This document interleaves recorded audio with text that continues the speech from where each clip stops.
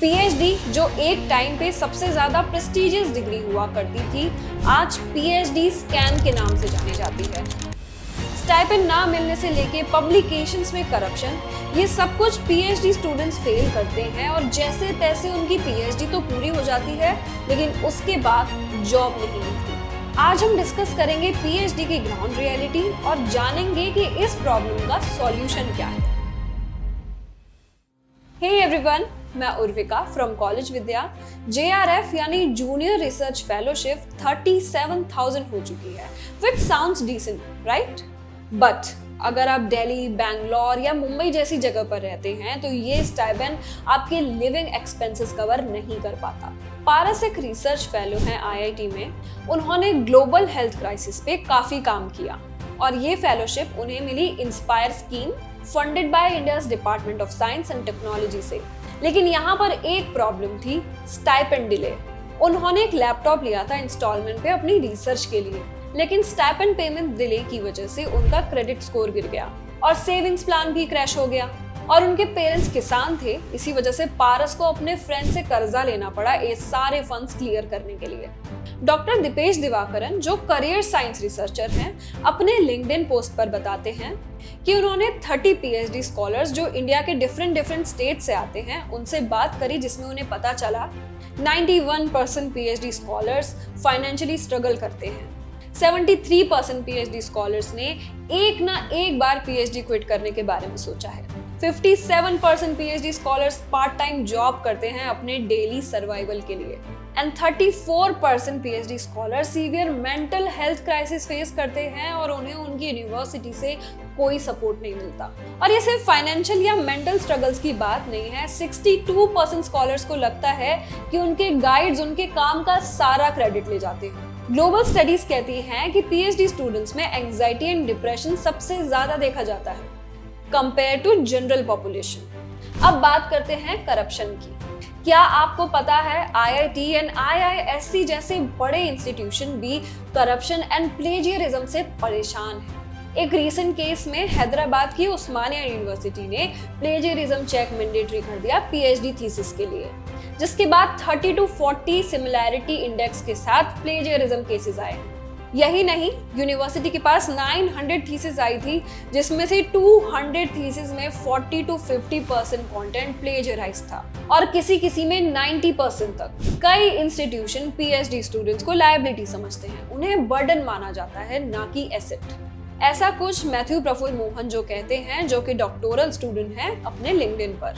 वहीं अगर हम पीएचडी के बाद जॉब सिनेरियो की बात करें, राजस्थान में 24 लाख कैंडिडेट्स ने 53,749 पियोन जॉब्स के लिए अप्लाई किया, जिसमें भारी तादाद में पीएचडी होल्डर्स शामिल थे। यही नहीं, अगर आपको एक प्रेस्टिजियस इंस्टीट्यूशन से पीएचडी डिग्री मिली है, उसके बाद भी आपको जॉब नहीं मिलती। स्नेहांशु पत्रा जैसे स्कॉलर, जिन्होंने IISc से अपनी पीएचडी कंप्लीट करी, यूरोप में पोस्ट डॉक्टोरल किया, इम्प्रेसिव CV होने के बावजूद 10 साल से परमानेंट फैकल्टी पोजीशन के लिए स्ट्रगल कर रहे हैं। और बात करते हैं ब्रेन ड्रेन की। टॉप टैलेंट जो इंडिया में रहना चाहता है, लेकिन लैक ऑफ अपॉर्चुनिटीज की वजह से अब्रॉड चले जाते हैं। यूएस में भी स्टूडेंट्स पीएचडी से पीछे हट रहे हैं और ये डायरेक्ट इम्पैक्ट डालता है रिसर्च एंड इनोवेशन को। इसके बीच क्लास एंड कास्ट डिस्क्रिमिनेशन भी देखने को मिल जाता है। पीएचडी में अक्सर अंडर रिप्रेजेंटेटेड कम्युनिटीज को एक्सक्लूजन एंड डिस्क्रिमिनेशन का सामना करना पड़ता है। रोहित वर्बुला, एक PhD student from university of Hyderabad, जो अपने ही कैंपस में सुसाइड कर लेते हैं जब उन्हें और उनके 4 दोस्तों को कॉलेज से निकाल दिया गया और ये भी पता चला बाद में कि कॉलेज का बिहेवियर इन स्टूडेंट्स के साथ ठीक नहीं था। पीएचडी में इतने स्ट्रगल्स हैं कि अक्सर हम सोच में पड़ जाते हैं कि ऐसा कौन सा करियर चुने जहाँ पे बेटर अपॉर्चुनिटीज हो और पीएचडी में जो ये सारी दिक्कतें आ रही हैं वो ना आए। तो ऐसे में ऑनलाइन DBA एक बेटर ऑप्शन है। मंसूर जकीरी, जो European institute of management and technology के वाइस डीन हैं, उन्होंने हमारे पॉडकास्ट में बताया कि पीएचडी सिर्फ इंडिया में नहीं, वर्ल्ड वाइड आउटडेटेड होता जा रहा है और स्टूडेंट्स को DBA ही चुनना चाहिए। In India in particular, but also some other countries do share the same. The traditional PhD system, for its rigid, also outdated research topics, as well as lack of industry linkage. DBA focused है practical application पर। अगर आपको business leadership roles चाहिए या फिर अपने existing career को uplift देना है, तो DBA आपको बेटर करियर अपॉर्चुनिटीज देगा। कुलदीप बेनवाल ने हमें अपने इंटरव्यू में बताया कि वो अपने MBA के बाद PhD करना चाहते थे, पर उन्होंने देखा कि PhD का जॉब मार्केट कितना खराब है, और उसके बाद उन्होंने चुना online DBA from Rushford university.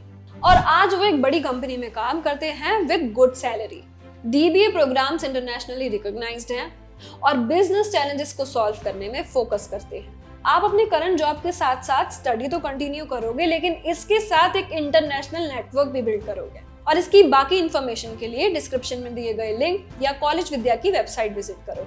अगर आपके लिए प्रैक्टिकल नॉलेज और करियर ग्रोथ ज्यादा इंपॉर्टेंट है, तो बिना अपना टाइम वेस्ट किए ऑनलाइन DBA चूज करो, एंड डेफिनेटली ये आपके लिए एक बेटर करियर ऑप्शन होगा।